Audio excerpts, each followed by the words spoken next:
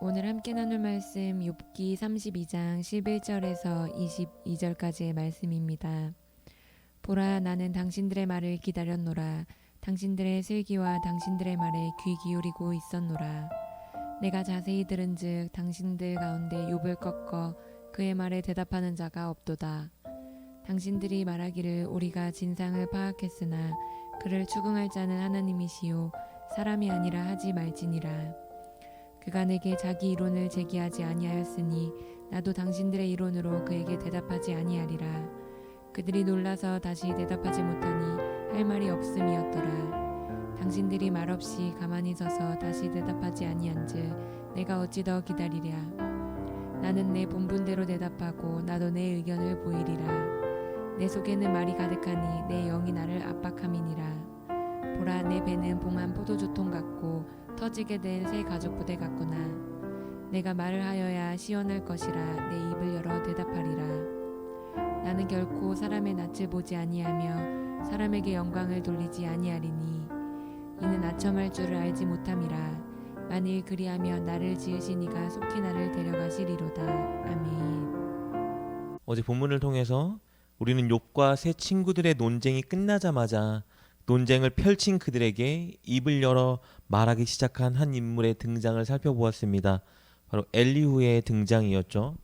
그는 욥과 세 친구들의 긴 논쟁을 옆에서 지켜보고 듣고 있다가 분이 나고 답답한 마음을 참지 못하고 이제 입을 열어 말하기 시작합니다.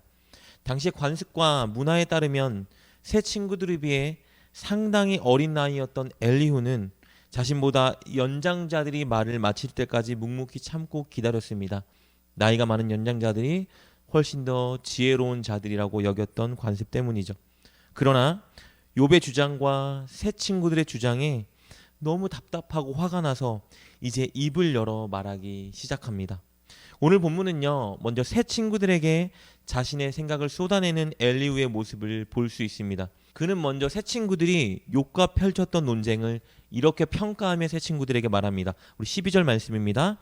내가 자세히 들은즉 당신들 가운데 욥을 꺾어 그의 말에 대답하는 자가 없도다. 엘리후의 평가는 이런 것이에요. 세 친구들의 주장이 논리적이지 못했고 욥에게 날선 정죄만 쏟아내는 불통식 조언이었기 때문에 사실상 당신들 셋이 욥을 꺾지 못했습니다. 당신들이 진 것입니다. 판정패를 인정한 것이죠. 그리고 연이어서 엘리후는 세 친구들에 대해서 불만인 것을 말하는데요. 그것은 세 친구들이 욥의 문제를 진단은 했지만 욥을 끝내 훈계하고 설득시키기를 포기한 태도였습니다. 세 친구들은 욥이 죄를 지어서 하나님께 재앙을 받고 있으니 너 회개해야 된다라고 충고를 내렸지만 욥은 그 충고를 받아들이지 않고 반대했죠. 그러자 세 친구들이 결론을 내린 거예요. 욥의 저 태도는 우리가 어떻게 바꿀 수가 없다.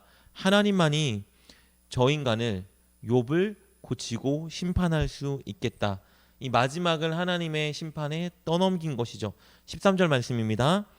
당신들이 말하기를 우리가 진상을 파악하였으나 그를 추궁할 자는 하나님이시오 사람이 아니라 하지 말지니라. 사람이 더 이상 그를 어떻게 할 수 없으니 우리가 욥을 어떻게 할 수 없으니 하나님이 만지셔야 한다라는 뜻이겠죠. 그러니까 실제로 우리가 아는 것처럼 세 친구들은 욥이 재앙을 받고 지금 이렇게 질병으로 고통당하는 이유를 욥의 재앙 때문이라고 진단을 내렸었죠. 그리고 회개하라는 처방도 내려줬어요. 그런데 계속해서 욥은 자신이 이렇게 하나님께 재앙받는 이유가 결코 죄악 때문이 아니다라고 주장했죠. 서로 팽팽히 대립되는 이 다른 반대의 주장들이 계속해서 이어졌기 때문에 이제 세 친구들은 두 손 두 발 닫은 거예요. 욥은 우리가 어떻게 할 수가 없다. 그러니까 엘리후는 이런 세 친구들의 태도도 마음에 들지 않았고 그들의 논리적이지 못한 주장도 마음에 들지 않았어요. 그래서 답답한 마음이 들었던 것이죠. 동시에 자신이 계속 의롭다고 주장하는 욥도 마음에 들지 않았습니다. 게다가 엘리후는 새 친구들과는 다르게 자신이 욥과 논쟁을 펼쳤다면 분명히 욥을 굴복시키고 그가 회개하는 자리로 보낼 수 있었을 텐데라고 생각했습니다. 이런 여러 가지 상황들이 엘리후를 답답하고 분통 터지고 더 이상 입을 닫고 있지 못하게 만들게 된 거예요. 엘리후가 아무 말 없이 욥과 세 친구들의 논쟁을 보고 있으니 얼마나 답답했는지 자신의 감정을 이렇게 표현합니다. 우리 18절부터 20절 말씀입니다. 내 속에는 말이 가득하니 내 영이 나를 압박함이니라. 보라, 내 배는 봉한 포도주통 같고 터지게 된 새 가죽 부대 같구나. 내가 말을 하여야 시원할 것이라. 내 입을 열어 대답하리라. 복장이 지금 터지기 직전이라는 것이죠. 엘리후는 이렇게 새 친구들의 잘못을 꼬집고 그것 때문에 느낀 자신의 감정을 표현합니다. 그리고 이렇게 말하는 거죠. 그러니 이제 내가 말하겠소. 내 말을 들으시오라고 말하면서 자신의 발언에 대한 정당성을 부여하고 있는 것이에요. 그리고 이제 입을 열고 욥에게 발언을 시작할 텐데요. 그것은 바로 내일 본문부터 우리가 나누게 됩니다. 그런데 오늘 본문을 보면요. 욥에게 발언하기에 앞서 엘리후가 자신이 발언하고 논쟁할 때 꼭 한 가지 지키고자 하는 원칙을 선언하는데요. 그것은 21절부터 22절 말씀입니다. 나는 결코 사람의 낯을 보지 아니하며 사람에게 영광을 돌리지 아니하리니 이는 아첨할 줄을 알지 못함이라. 만일 그리하면 나를 지으신 이가 속히 나를 데려가시로다. 무슨 말이죠? 자신은 결코 사람에게 잘 보이거나 어떤 이익을 취하기 위해서 진리를 왜곡하지 않겠다는 것이죠. 진짜 자신이 아는 진리를 하나님 앞에서 하나님을 인식하면서 정직하고 솔직하게 전하겠다라는 자신의 소신을 밝히고 있습니다. 그리고 이제 내일 본문부터 이렇게 자신이 아는 진리를 논리적으로 욥에게 전달하는 내용을 살펴보게 될 것입니다. 오늘 엘리후의 발언과 그의 태도를 통해서 우리가 두 가지를 생각해 보았으면 좋겠는데요. 첫 번째는요, 우리가 엘리후를 통해 본받아야 하는 태도에 관한 것입니다. 그것은요, 엘리후가 무언가를 말할 때 그가 가진 원칙과 태도입니다. 방금 읽었던 21절, 22절을 통해서 엘리후는 자신이 무언가 이득을 취하기 위해서 말하지 않겠다라는 원리를 내세웠어요. 오히려 하나님 앞에서 하나님을 인식하며 정직하게 솔직하게 내가 아는 진리를 표출하겠다라고 말하죠. 여러분, 이런 태도는 우리에게도 정말 필요한 태도인 것 같습니다. 그러나 오해하지 말아야 될 것은요, 칭찬 그리고 누군가를 상처 주지 않기 위해서 마음이 상하지 않게 만들기 위해서 말을 포장하여 하는 것이 나쁘다는 것은 아닙니다. 이것은 남을 향한 배려죠. 좋은 것입니다.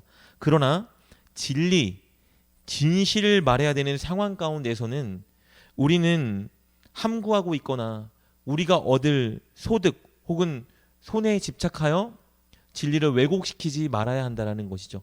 엘리후처럼 하나님 앞에서 솔직하고 정직하게 진리와 진실을 말할 수 있는 태도를 우리는 갖추어야 합니다. 그리고 오늘 생각해보고 싶은 두 번째는요, 엘리후를 통해 이번엔 경계해야 하는 태도입니다. 여러분, 우리가 13절을 통해서 나눈 것처럼 이 논쟁의 끝과 결과를 세 친구들이 하나님께 떠넘겼다고 하여 엘리후는 세 친구를 비난했습니다. 진리를 안다면 논리적으로 욥을 설득하고 끝까지 욥을 훈계하여 회개의 자리로 인도해야 되는 것이 세 친구의 몫인데 그들이 그것을 포기하고 하나님께 떠넘긴 것을 못마땅하게 여겼죠. 근데 여러분, 한번 생각해 볼 것이 있습니다. 내가 진리라고 생각하는 것이 상대방이 받아들이지 않을 때, 그리고 사람들과 이야기와 논쟁 가운데 입장 차이가 확연히 나뉠 때 우리가 해야 되는 일은 무엇일까요?